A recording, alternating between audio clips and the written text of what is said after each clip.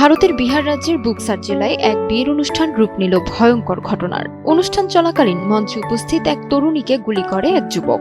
সংবাদ মাধ্যম এনডিটিভি জানিয়েছে, 18 বছর বয়সী আরতি কুমারীর সঙ্গে দীনবন্ধু নামে এক যুবকের প্রেমের সম্পর্ক ছিল। তবে আরতি অন্য একজনের সঙ্গে বিয়ে করতে যাচ্ছিলেন। অনুষ্ঠান চলাকালীন ভিড়ের আড়াল থেকে দীনবন্ধু হঠাৎ আরতির পেটে গুলি চালান। গুলির শব্দে মঞ্চে থাকা সকলের মধ্যে আতঙ্ক ছড়িয়ে পড়ে। অনেকেই আহত কনেকে সচেতন রাখার চেষ্টা করেন, আবার কেউ দ্রুত নিরাপদ স্থানে সরে যান। প্রাথমিকভাবে গুরুতর আহত আরতিকে স্থানীয় হাসপাতালে নেওয়া হয়।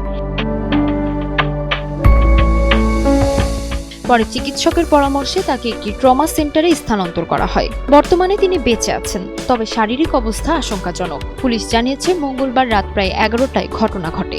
গুলি চালানোর পর দীনবন্ধু পালিয়ে যান। জিজ্ঞাসাবাদের জন্য তার বাবা মাকে আটক করা হয়েছে। অতিরিক্ত station house officer Chandan Kumar জানান, দীনবন্ধুর আগে মদ সংক্রান্ত একটি মামলায় গ্রেপ্তার হয়েছিল। তাকে ধরার জন্য অভিযান চলছে।